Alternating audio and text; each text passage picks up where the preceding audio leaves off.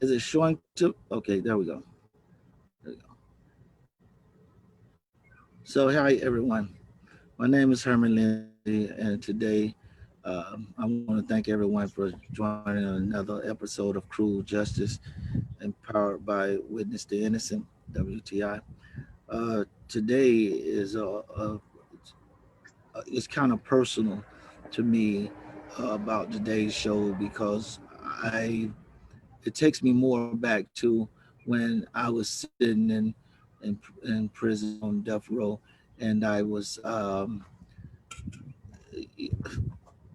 couldn't imagine even being free.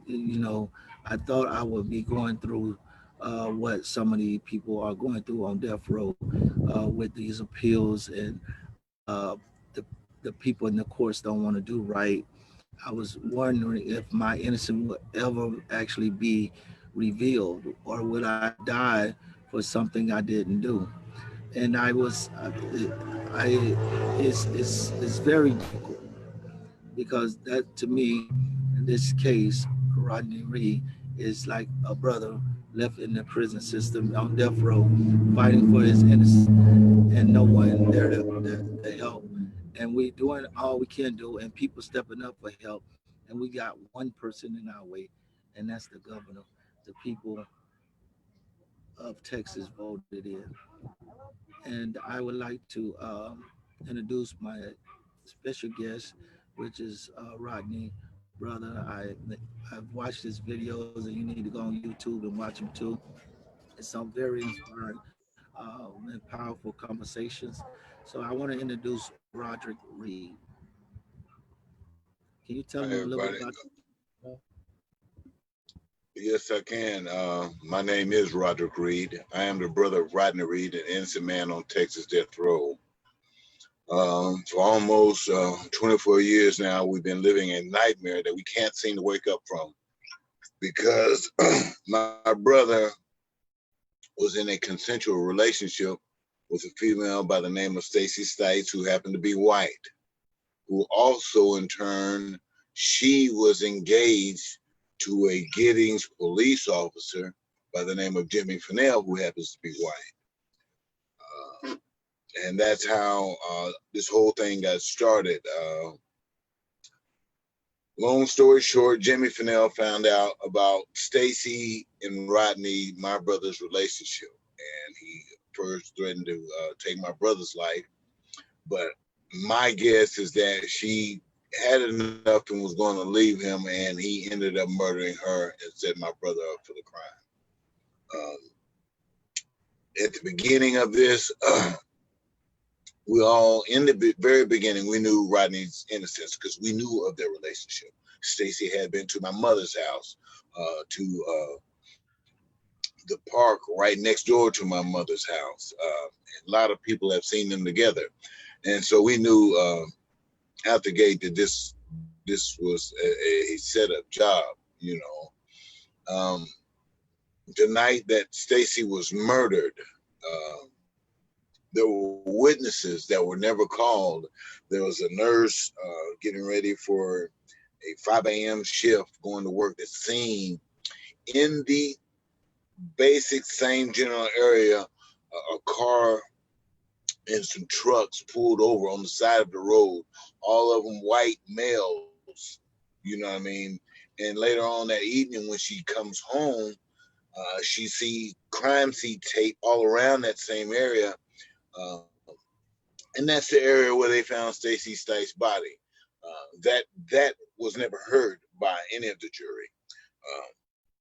Right off the bat, the murder weapon that was so-called used to strangle Stacy Stites to death was a belt.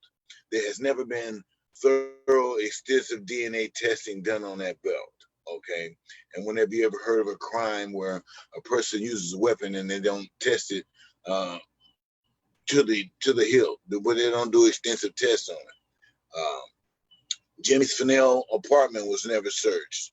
The vehicle Stacy Stites was driving that morning or that night was released back to Jimmy Fennell and sold the very next day. There are also DNA evidence that was in that truck that was never, all the DNA, the fingerprints, everything that was found in that vehicle she was supposed to have been driving that night belonged to somebody else. But more significantly is there was not any DNA from Rodney, not a fingerprint of Rodney's found in that truck on the testing that they did.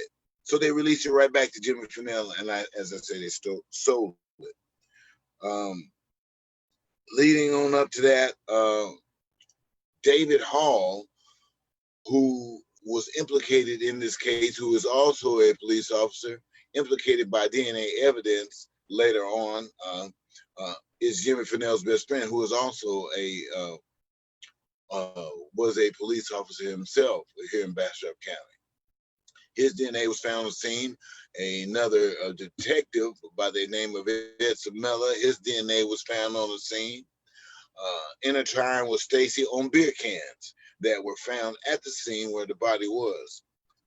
You know, and the only reason those cans were tested, should I say, I got to get this out there, is because at the request of Rodney, my brother, he requested that those beer cans be tested because his defense counsel was not calling his witnesses. And he's saying, Rodney is like, why don't y'all call my witnesses? I got an alibi witnesses. I got people testifying, knowing the relationship that me and Stacy had, but his public defenders were not calling his witnesses. So he asked them to test those cans to kind of delay the trial so his attorneys would have time enough to call his witnesses, not knowing that those cans that he asked to be tested would later prove that other people were involved in this case. Okay. And that was at the request. Well, his defense attorneys filed a motion to have them tested. They were not denied. Everybody thought it was just garbage laying around on the scene. But later on, come to find out that David Hall, who lived in the same apartment complex with Jimmy Fennell, who were best friends with Jimmy Fennell, DNA was found. One of the Bastrop lead detectives' DNA was found on the scene. Okay, intertwined with Stacy Stites' DNA on the scene. These things are on the scene. Now, the defense asked for these tests. When these tests came back in, they were not released to the defense. They were released to the prosecution. Now, the prosecution should never had first look at those records or at the findings. They found it, looked at it, and did not release it until after my brother was convicted of capital murder. The jury never heard that side. There was, and speaking of the jury, it was an all-white jury. He didn't have a jury of his peers. He didn't have a jury of his age bracket. They were all elderly white people on the jury here. Okay, all white jury. And then my brother's, it goes on and it gets deep. And the medical examiner, Robert Barto, who said that he thought there was signs of rape and the DNA that was found, the 2 sperm heads with detached tails, was the smoking gun that they used to convict my brother. Later on, he comes back in 2015 or something like that, or a little bit earlier than that, and recants his whole statement. You know what I mean? He recants. He's saying that it's possible that there were no signs of rape, and the DNA could have been old, deposited days earlier by Mr. Reed. He comes back, and that's the only thing that they basically convicted my brother off was this medical examiner's testimony, because they had nothing else to put my brother at the crime scene, no witnesses, no DNA, no nothing. All they had was sperm heads with detached tails, 2 of them. And that's how they convicted my brother. Now, as I say it, he later on recants his statement. By now, the Innocence Project has taken hold of my brother's case with Bryce Benjett, who was part of the Texas Defender Services carried that case over with him to the Innocence Project out of New York. Well, later on down the road, they hired their best. They hired medical examiners of themselves. They hired some of the best in the nation. Robert Barardo, not Robert Barardo, but Dr. Biden, Dr. Riddick, and Dr. Spence, who are some of the best in the Western Hemisphere, and they did their own independent study, and each of them come up independently, found that there was no way medical or scientifically Rodney could have murdered this girl based on the time of death. They all said that she was murdered well before 3 o'clock when she was supposed to leave to go to work. Now, this lady was supposed to be in bed well before 12 midnight, which the rigor mortis and all their testing proves that she was dead long before she was scheduled to, was said to have left that house, based on the testimony in court of Jimmy Fennell. She left at 3 o'clock in the morning, and I kissed her and she said bye. But the testing done by the best of the best. Now, Dr. Biden, he did autopsies of JFK, Martin Luther King, John Benet Ramsey. When it's a high profile case, they call this guy in, to do his thing, to do his findings. He's a medical examiner, the best. They call him the grandfather of forensic science. Anyway, he found that girl was dead long before she was said to go to work. And he also found other things that was wrong with the body at the time, that was not revealed to the jury. All of the other independent medical examiners come up with the same findings, okay, that there's no way possible that Mr. Reed did this thing based on scientific evidence. And that the sperm that was deposited, that they found, that Robert Barardo later recanted and said it could have been planted later, was in fact planted days before. They found all this evidence, but we have not been able to have this admitted into court. And so that's what we're trying to do here in February, is to admit all the evidence, scientific, medical, all the evidence that proves my brother's innocence. At the last hearing we had here in Bastrop, when Rodney was brought here, they had Robert Barardo come down to Bastrop here himself and testify in this hearing. And the judge in the case looked at the doctor and said, well, we see that we know who you are, and we imagine you got a lot more important things to be doing than be sitting here in this courtroom on this case. And Dr. Biden looked at it and he said, this is important. This man's life is on the line, in so many words. And it was just amazing to me that the judge had that lack of, care, for my brother's life, saying it's not important. In other words, we're saying we got Mr. Reed down here on death row, and this is not important enough to have a person like you to come down. His life means nothing. Black lives do not matter, is what he was saying, so many words.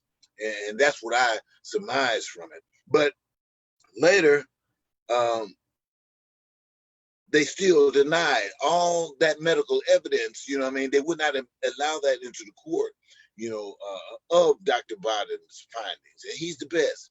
He is the best. They would not still, to this day, there are witnesses. There's alibi witnesses that have not been called in my brother's case. There's DNA that has not been tested. There's DNA that, there's so many things wrong. Misprosecutorial conduct has been had in my brother's case. This case shows racism. It shows misprosecutorial conduct. It shows so many reasons why we should need to abolish the death penalty, the things that are happening in my brother's case. And it's just amazing that we are still here, and it's almost 2021 here in a few months, and my brother is still locked up and we have all the evidence that proves we have testimony, we have things, you know, my brother's case has made history to this point to where there's never been before over 500,000 faith leaders to sign a petition on behalf of anybody on death row. There's never been before, somebody to get almost 5 million signatures from people around the world. There's never been before a bipartisan support where you get Democrats and Republicans saying that there's something wrong in this Reed case and it needs to be looked at and it needs to have a fair trial. There's never been before an amicus letter that has been written by active and retired police officers saying that we see the injustice in this case. We see the wrong in here, and we want to, stand up and say something about it. It's never been before, nothing done like that. So and we're making history, making moves. God is working, and I got to say, and with Dr. Phil, he had his own independent. We done the Dr. Phil show twice. The second one should be airing close to my brother's hearing. They postponed it to then. Um, he hired his own independent medical examiner to do his own study. He hired out of, and he came up with the same findings as Dr. Biden, Dr. Riddick, Dr. Spence. There's just no way possible. You know what I mean? So now you have 4 medical examiners today, 5 including the original medical examiner who recanted his statement, and and saying all these things. We have all this evidence pointing to everybody else, nothing pointing to Rodney, my brother, and yet I sit here and I advocate for him, for his life. You know what I mean? I'm trying to uplift the story, and it's hard. It is hard to do that, you know, uh, because you do all that you can do, and these people are stopping you at every turn. But we haven't lost faith. We haven't lost hope. We're just still moving on, and we're trying to do all that we can do. You know, one of the things I want to point out here, and I'm gonna go to a very familiar case where everybody's seen it on the screen. Everybody went to see it because of Jamie Foxx, Brie Larson, and uh, Michael B. Jordan. We talking about the Walter McMillan case that came out in the movie Just Mercy. That Yes. was a very political thing where the sheriff was involved. You know, Uh-huh.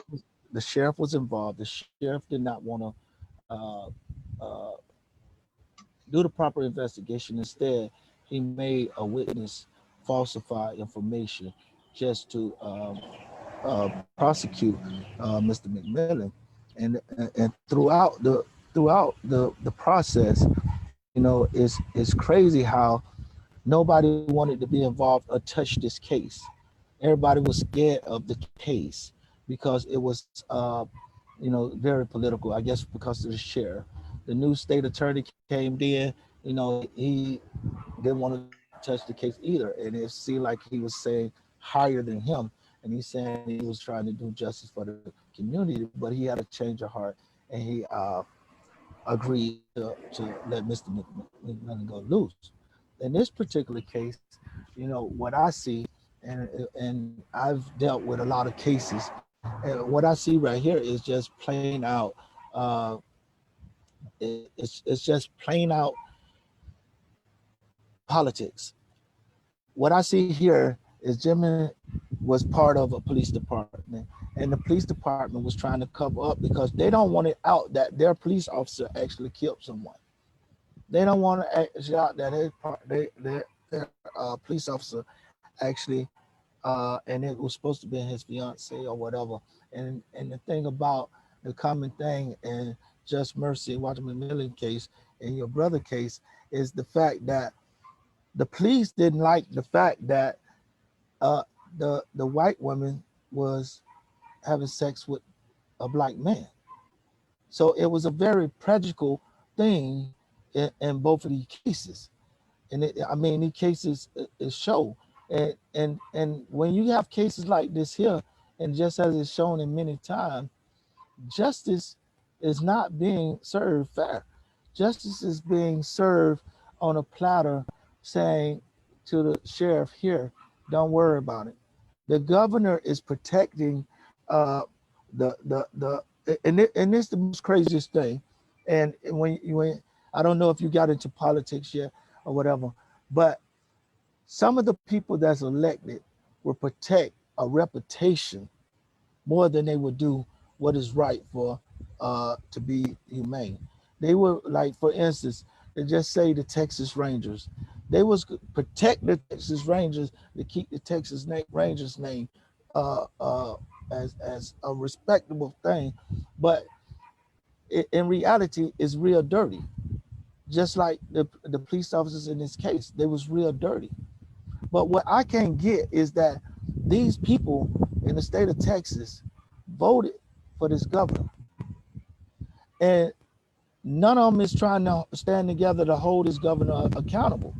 What's happening is these cases coming up in Texas, and groups of people go together to fight uh, for this person's life and to stop this execution, and then it dies down, and then it comes up again. Like your brother, the case right before your brother was the Willingham case, and then it come this, and I don't understand how, if a person is elected in the office by the people's society, how people cannot make him accountable. It's going to, and we talk about racism. A lot of racism done faded, but the thing about it, we have all multiple races standing together here in this Rodney Reed case, and that should make a difference. But this governor still putting pressure down to the judges and things like that. And you made a statement saying the judge there with your brother, like he's not human. He's like nothing, and it is not bothering him or whatever. And to me, you know, I seen this type of stuff back in the days on movies, but actually seeing it in reality, and that's the thing. Most people, it don't hit most people as reality until actually it done sunk into their own backyard, and that's what happened with me. I used to see how on movies how judges railroad people, and they used to show how the movies they cover everything, and but society, when it comes to the police officers talking on the stand, society believe everything the police say. Now, if these shows were showing how corrupted and how the good old boy system worked on through the movies, through TV shows, it, why don't people realize it's reality and try to hold their police officers accountable on on the stand? I wanted to know from you, um, what kind of actions or response have you gotten from this governor? Um, the governor has he has not stood up for my brother. He has people think that he gave my brother stays and stuff like this. Here, he was not involved in that. That came from another source, Court of Criminal Appeals. So he has been basically silent on my brother's case. He has not moved. And going back to Jimmy Fennell, what a lot of people don't even realize about that cop, and in case you haven't been following the story, later on, he was found guilty of rape and abduction of a woman while on duty as a police officer. He spent 10 years only, that's the shocking part to me, only 10 years in prison. When you pull somebody over, you abduct them and you rape them, and you only spend 10 years in prison. That says a lot about our justice system as well. You know what I mean? But as far as Governor Abbott, he has not uh, said anything about my brother's case. He has not given us uh, in the, he has not given us any stays, any indication which way he's going to go on this thing. He's saying it's not up to him and all this other kind of stuff, but he is the top of the system here in Texas, and he does have a say, and what he does say and do can't wait. But I guess he think we don't have enough common sense to know that. I don't see it, but anyway. So that's where we're at. That's where we're standing right now. We were a governor that really don't care nothing about the truth. You know what I mean? And just doing it his way, I guess. I got two questions. This is from Alice Slater, good friend of mine, I know her. Question, Roderick. What level of confidence do you have that Bastrop will provide a fair trial and diverse jury for Rodney? Does Bastrop feel more or less racist in the last 24 years? Tell me how to pronounce that. That's the town. Bastrop. Bastrop. Okay. Bastrop. Yeah, Okay. Bastrop. So she want to Well, know. Go ahead. basically, right now, the world have been following Rodney's case, and the world people from France, over there, China, been protesting all around the world, and the world is watching this case. You know what I mean? And I know that Bastrop County has to know that now. Social media has played a big part in this case, and right now we have that evidentiary hearing scheduled in February 15th, right here in Bastrop. And I feel that they have no choice but to do the right thing. Because when you have medical examiners, the best of the world, come in here to testify, and you have witnesses with sworn statements willing to testify on stand, the judge cannot dispute that, because then that's really going to paint the judicial system here in Bastrop, in the state of Texas for that matter, a color that they don't want. You know what I mean? And so I think that we have a good chance of now here in Bastrop getting to admit this evidence and be on the way to exonerate my brother. I think there is a good chance, a very good chance. I'm very optimistic about that, because God is good and He has a way of making a way out of no way. And what was the other question? I can't hear Second you. part of that. The second part of that question was, do you think Bastrop feel more or less racist in the last 24 years? In other words, I is, believe. is Bastrop, some of the people in the community of Bastrop, uh, following the movement, being involved in the movement, stepping up, saying, "Hey, we need to straighten this out from our town." That's Well, basically, Bastrop is, in my opinion, less racist. Over the last 24 years, we've had a lot of people in and around Bastrop County to get involved. Majority white. I'm gonna tell you like it is. The people that's been standing up for my brother and fighting for my brother has been majority white. And from in and around Bastrop County. You know, one of the reasons my brother case is where it is with the campaign to end the death penalty out of Austin, with the president at that time by the name of Liddy Hughes, a white lady, got involved and was very influential in us, getting our story out there, and it was helping us in back in the days when nobody was listening to us, helping us to get that story out there. So racism is a big part of it, but it's not as bad as it was. It's still here. It'll probably always remain here, but it is not to the level that it was 24 years ago. I have a question from Emily Ling. Uh, Kim once filed a police report against the prosecutor of police.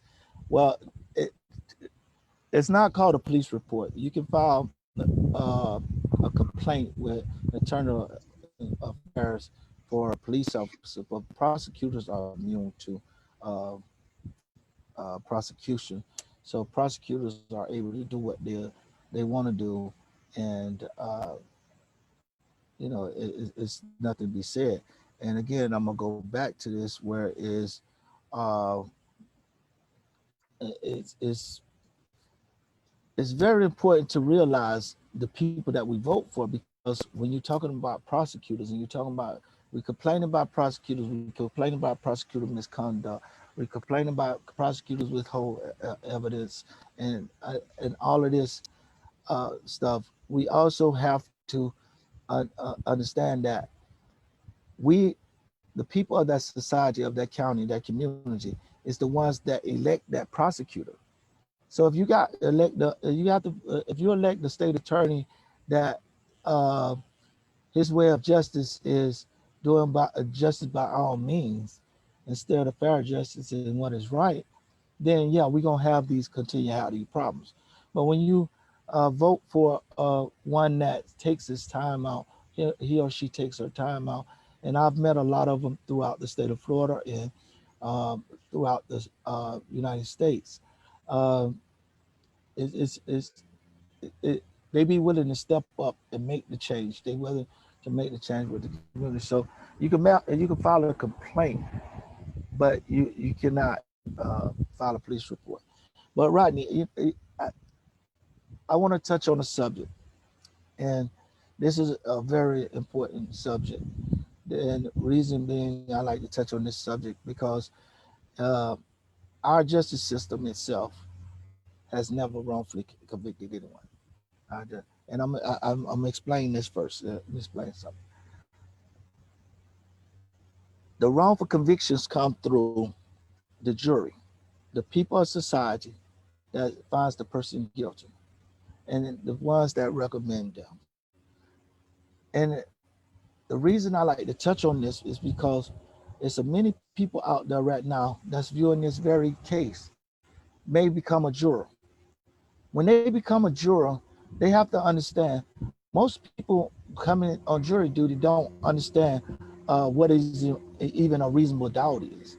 What is it that is required for the state to prove the burden of proof, and that allows the state to shift the burden on the defendant. You know, a lot of jurors don't take time out and sit there and understand the part they're playing in this trial is very important, that they're determining somebody's life. So when the police, the prosecutors, the judges are putting together all this type of evidence, and in this case, is I mean, this case, the evidence is way questionable. I mean, way beyond a reasonable doubt, you know, and I wonder how the jury even came about getting a guilty verdict. But one of the things that happens is that people have to understand that jury duty is very important, very important. I sometimes wonder how my jury felt when they convicted me of a murder I did not commit, and then the Florida Supreme Court, on basis of law, all seven judges, the first time in Florida history, all seven judges ruled that I shouldn't have ever even been convicted. How the jury feel? And that right there, those two prongs made me think about how a lot of wrongful convictions is coming out, and a lot of us is pointing at the prosecutors, we're pointing at the police, but we got to hold those in our community responsible too, that is actually supporting the death penalty by recommending death, by sitting there, not holding the prosecutor accountable, not sitting there questioning the evidence that they have. If things don't make sense, you have the right to write a question. I know for a fact that a jury have the right, if they need have any questions, they can write it on a piece of paper and give it to the judge. So if they have a question about this evidence, then they can write that question to the judge, and the judge can ask that question, and then they can make the state elaborate on that question about that evidence. But none of the juries very rarely even send questions. They never send questions. Then some of them get in there and they just want to go home. I mean, look at what the jury did. I'm sure someone wanted to go home, but now here it is. I got brothers like Rodney Reed sitting there that can't go home, and they deserve to be home. So it's a job when you go on to the jury duty that you have to understand, and it's amazing how people that served on the jury and people, uh, bashing prosecutor misconduct and police withholding evidence, but yet nobody is accepting responsibility that we need to educate our people that's coming up on this jury that it is your right on the jury to do a Yeah. job. And Yeah. when you're doing that job, it is your right to ask any question. You don't have to respond. You don't have to make a vote. You don't have to let nobody manipulate you. You don't go for the best story. You test that evidence yourself by asking a question. If something don't seem right, why not ask in that court of law before you determine and say, okay, brother Rodney Reed is guilty. Now we got to do this big old fight in here, and we got this big old mess with the politicians covering up for things, and it's starting to make me wonder: was the jury hand selected by the sheriff himself? Because right there shows it's a prime example. They don't want their officer or their department to look bad. And we've seen this on plenty of shows where in New York, PD is one of the prime police department. Well, it used to be one of the prime police departments that if one officer do something, they cover for each other. And when they mean cover, they mean lie, whatever it needs to do, and they show this stuff on TV. So you have to look at this stuff on TV, and when you get in that courtroom, you have to question this. Is this like one of the ones where the police is protecting another police officer?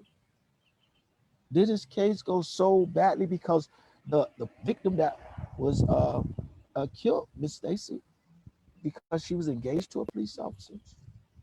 And like Rodrick said when I had a pre-interview with him, he's not fighting for just his brother wife. He's also fighting justice for Stacy, the victim. Anything you would like to add to that? Yeah.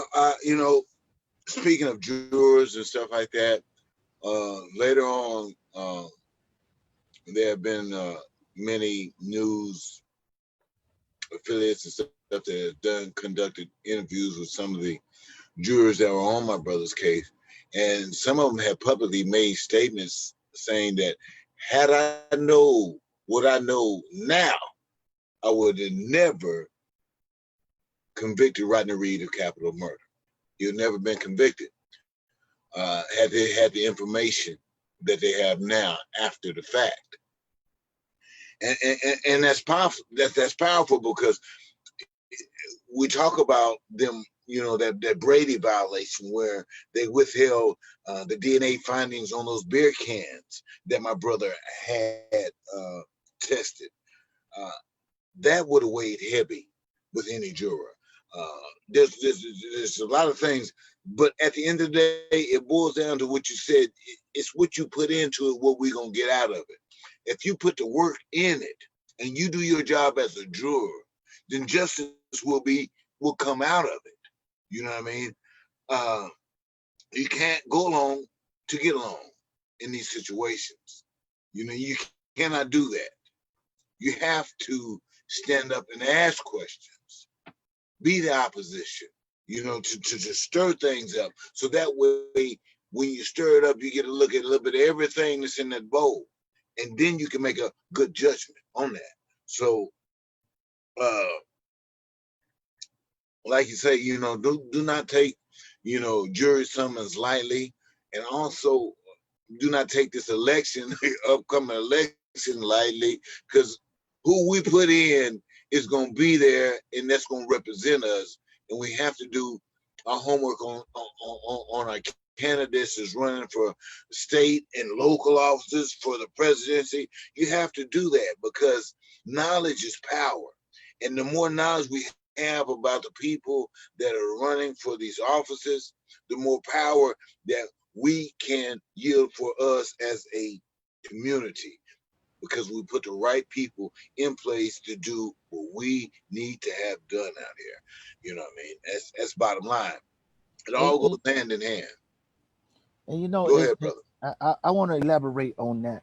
What you just say, education, knowledge. Now, and Excuse me.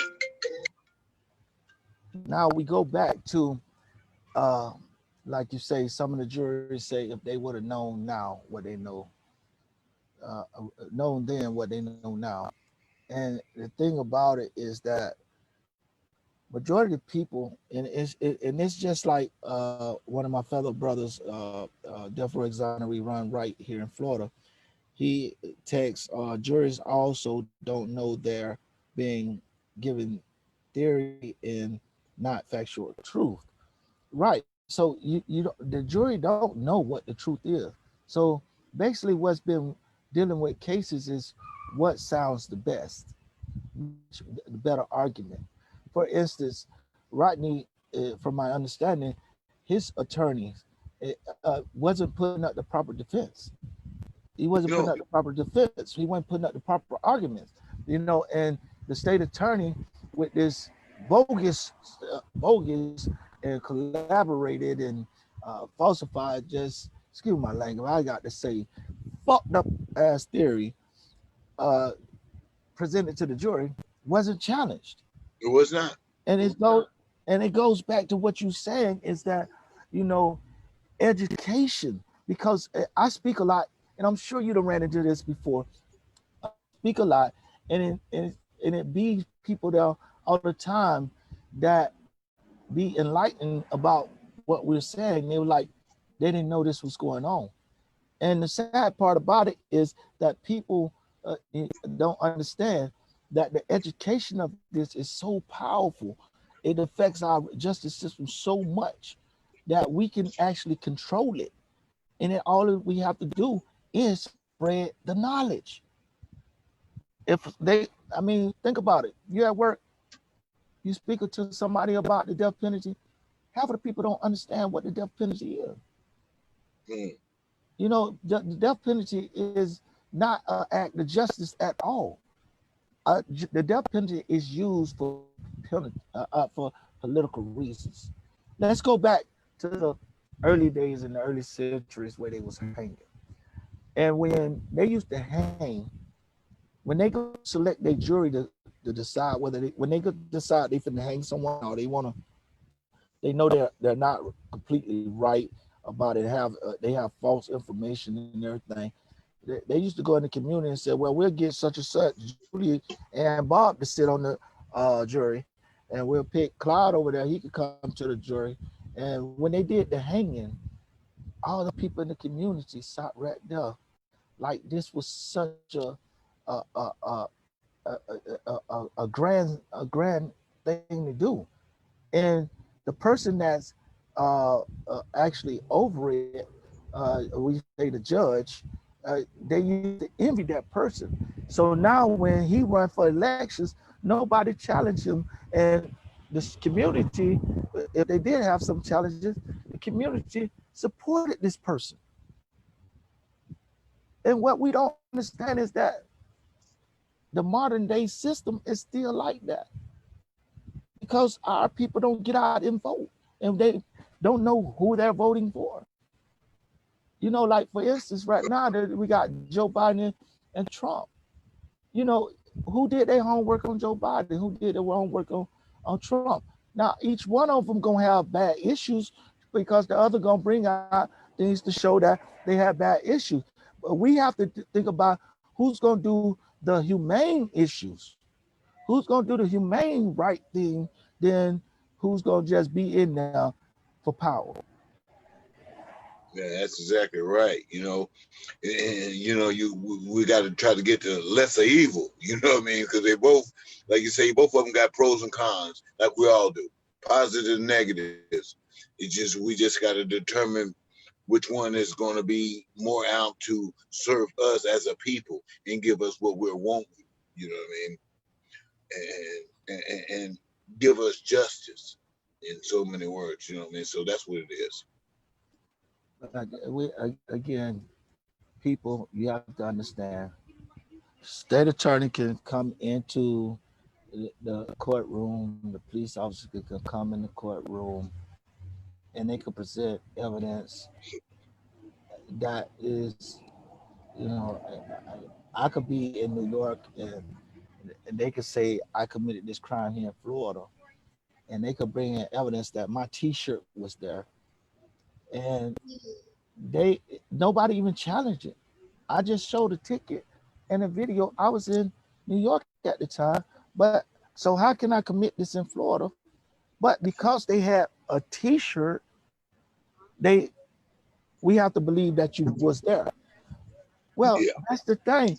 You have to challenge that type of evidence. You Yes. have to question that type of evidence because here it is. Exactly. What is the motive? And then you got to understand you have a case, and it was brought out. It was brought out that I'm sure it was brought out in trial somewhere where uh, he was having sex with this woman, and it was allowed. They had a relationship. It was brought out. So now, why haven't the theory, the challenge that the person that she's actually engaged with, which was another white man, could be jealous and mad that she's messing with a black guy? Why Yeah. wasn't the property of or the place where uh, they live was even searched or investigated? You know, usually when a crime happens, the first person the first person of the victim, the first person to investigate of the victim is the spouse Yeah. or the person they're in Exactly. a relationship with. Why wasn't this done? Yeah. And the Why wasn't jury it the didn't place to question investigate? it. I mean, Roger, like I say, this is a very difficult uh, show for me, and but it's something needed, because people don't understand the pain inside when you're fighting for justice and you know things are wrong, especially when you've been there, when you've been wrongfully convicted and sentenced to death. And here it is, we're fighting for something that is wrong, that has been done wrong and need to be set right. And the people that has the power to make the changes look at us like, oh well, like they don't even care, like it ain't right. And we can't say nothing because half of us didn't vote this person in. Yeah. But it got to be something where we can step in and then say the people of Texas stand together and say, hey, we don't want this governor no more. I mean, think about it. They were finna go at Trump. So why can't it be gone this this this I don't know, man. I don't even know what to call that guy. I really don't know what to Well, call this guy. well, you know, brother, what I gotta say about the whole situation is, right now, we need people to truly get involved and become committed to the movement of abolishing the death penalty, because I feel that it's just a tip of what's wrong with our judicial system. It's a major part of it because it takes lives. You know,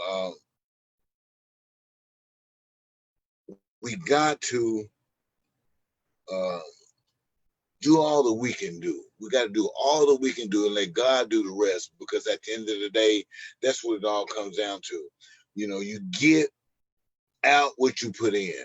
A lot of people get, you know, outraged by Breonna Taylor, George Floyd, and all this stuff. This stuff has been going on for 400 years. This ain't new to us. This ain't new to us.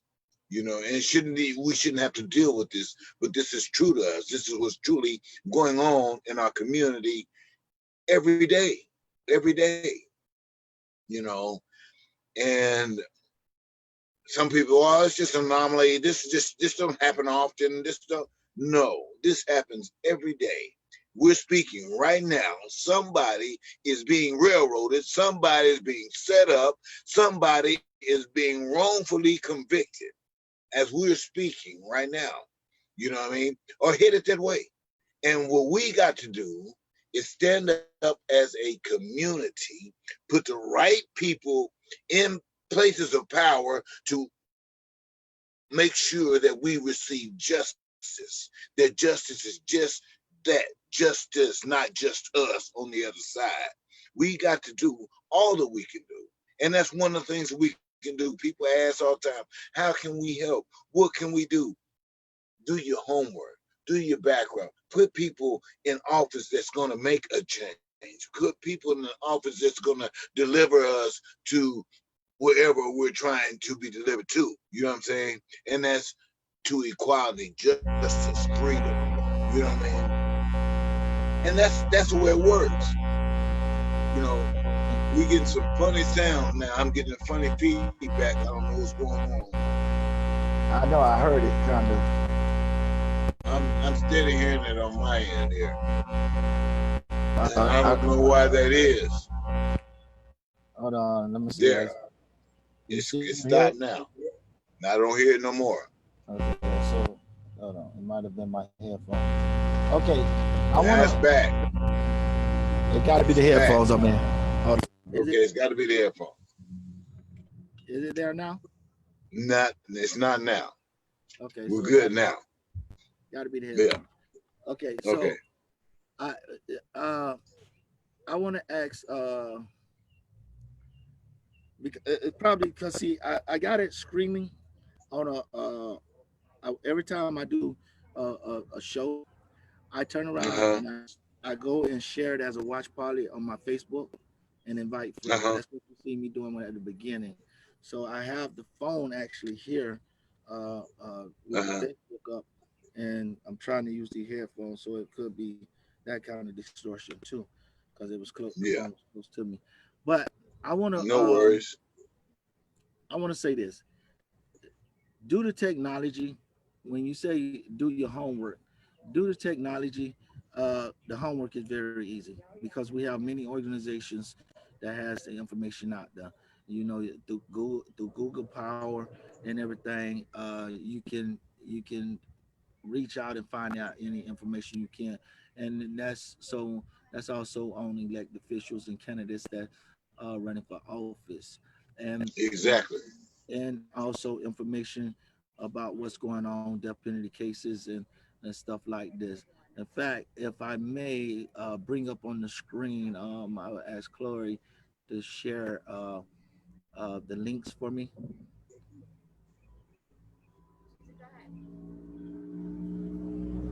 I know your organization and is one of the organizations with information.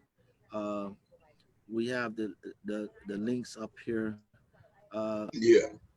And for your links, we have uh, Reed Justice and Initiative.com. Can you tell us a Yes, little correct. about that and what?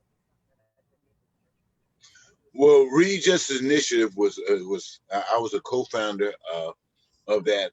Me, my mom, my wife, we founded that as a way to be the voice of people who have no voices, and where we're going with that, we're trying to be able to stand up for the wrongfully convicted, get their stories out there. Also, Reed Justice Initiative is about abolishing the death penalty because we don't feel that the justice system uh, or is designed or should be able to take a life because of all the flaws and corruptions that's involved. And we're also wanting to be able to help people that have been wrongfully convicted and released transition back into the mainstream, back into life, give them support groups, give them help, give them counseling. We're working with counselors at a St. Edward's University to help let them, help people transition because family members that are on the other side of this need counseling. That's like me, my family members, because we are victims too. We suffer every day. We have nightmares.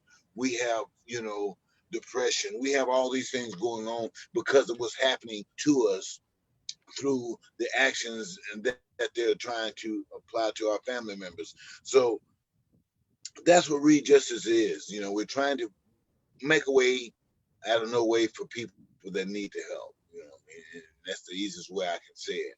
And so that's what Read Justice Initiative stands for. And we're trying to right now take that and turn it into a 501(c).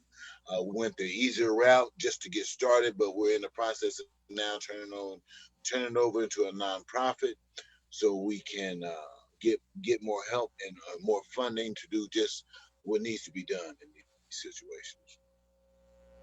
Also, we have here it say to contact you or schedule an interview, read justice initiative at gmail.com. Is that correct? Yes, correct. For and also, it's very important that people follow. Um, you know, you can Google some of these organizations uh, and uh, follow them on tweet and Facebook and Instagram, so that Yes. you can actually learn and stay up to date with it. And even in our case, Witness the Innocent, we have a newsletter that goes out every month telling you updates, or you can visit our website at witnessinnocent.org. And if you want to contact me personally, Ernie Lindsay, you can reach me at hlindsay at witnessinnocent.org. But back to, one of the things people come and this is for the people that comes to the shows and say, what can we do to make a difference? What can we, how can we help? Well, there's many ways we can help. Like I say, you can go on our websites, or you can follow on Twitter, Facebook, Instagram, things like that. In fact, I just need to move this over because I can't really see that part. We can you for Read Justice Initiative at Bring Rodney Home. That's Twitter, Facebook at Read Justice Initiative, Instagram is at Read Justice Initiative. For Witness the Innocence, we have at WTIUSA at for Facebook for Twitter. For Facebook, we have at Witness the Innocent. Instagram is same at Witness Innocent. If you one thing I always have to speak about uh, because we're coming to a close to well, we actually are at that time, but it just took a couple of minutes to say to people that the work that we do is very powerful and meaningful, and it is very important that if we can get support, donations, people joining us and things like that. So that to me is very powerful that people joining it because as we talked about before, uh, in the numbers it makes big difference with the numbers, and it can get you to get our newsletters, uh, joining to our tweets, and with that, that is our way of educating people in the public because I'm sure if you looked at this video today or you go back and look at this video, I guarantee you're gonna have some knowledge and some changes that you want to apply, and some things that make you say, you know. And if you have any questions, like I'm sure Rodrick feel the same way, contact us. We're here. This is a daily job for us. Contact us, and we can answer some of your questions. But just like you contact, it's easy to contact us. Don't forget, it's easy to write to God when you're on trial, dealing with a trial, on a jury, to ask a question, to challenge a specific evidence or a specific theory. It's your job. It's your job. Um, and with that being said, I'm gonna ask Mr. Reed. Um, it's time to wrap up the show. Is there anything that you would like to actually uh, say before we end this Facebook Live? Well, I like to give, I usually start out by giving all honor to God and glory for everything that we do here. I want everybody to know that uh, without Him, we can do nothing. With Him, we can do all things, and that's including abolish the death penalty and get justice for our people. And just when we get upset in these times and we get the ground potatoes of George Floyd, take that anger and that energy and focus it in a positive, focus it in a way that is going to give us the objective that we seek, not take away from us. And let's do it in a positive way. And I ask that everybody spread the noise and keep stay involved, become committed. And Rodney's hearing is on February the 15th, 2021. Get involved. Tell somebody. If you can, I would love for you to be a part of that movement. We're going to have some powerful speakers down here in February. I would love for you to join and be a part of that in February, right around his trial. So if we can make that happen, let's make that happen, brother. Let's do all that we can do, and we'll let God do the rest. Amen. Like I say, this show is emotional for me because people have to understand, and it's like a woman. No, I'm not gonna use that one. It's like someone broke into someone's home and they feel violated. So now they start fighting for prevention of people burglarizing people's home. And when they see that they're fighting to stop people from burglarizing and, and people home, but the authority is not doing anything about it that to make it right, it's very hard to swallow. It's very hard to swallow because it's like they don't want to do their job of justice and real humane. And that's what needs to be done right there in the Reed case. It needs to be justice and they need to be not overlooked. And the people that needs to make the decisions need to actually step up and make a difference and show the world that this system is getting better by people stepping up and changing. The offices changing. And with that being said, uh, Allison, uh, I hope you caught that date.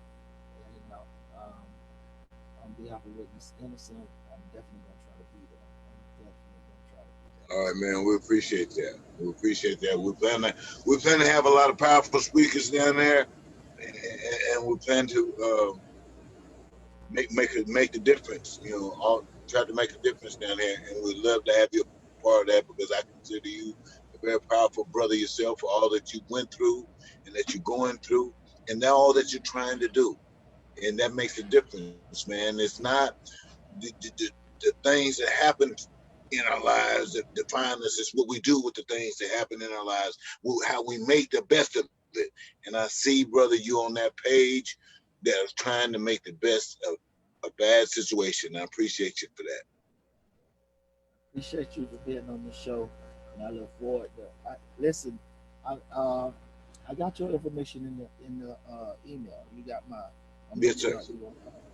So, with that said, I want to thank everybody uh, for this week's show attending, and hopefully next week you'll attend.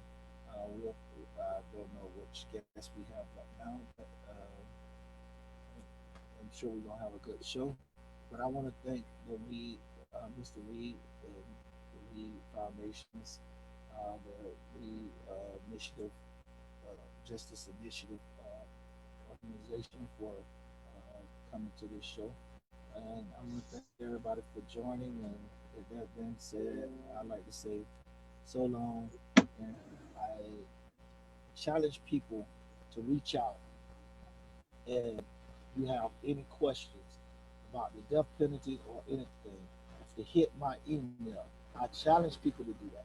If you're confused, or you want to know something, or you hit my email, and I personally will come and respond back to you.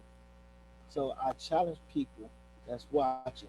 If you have a question, whether it's about me or whatever, and I also challenge people, if you have some questions about the Reed case, on what you can, and wondering what you can do, hit Rodrick on the email.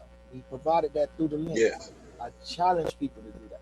And with that being said, I want to say so long to everybody, and thank you for watching True Justice, empowered by Witness Innocence.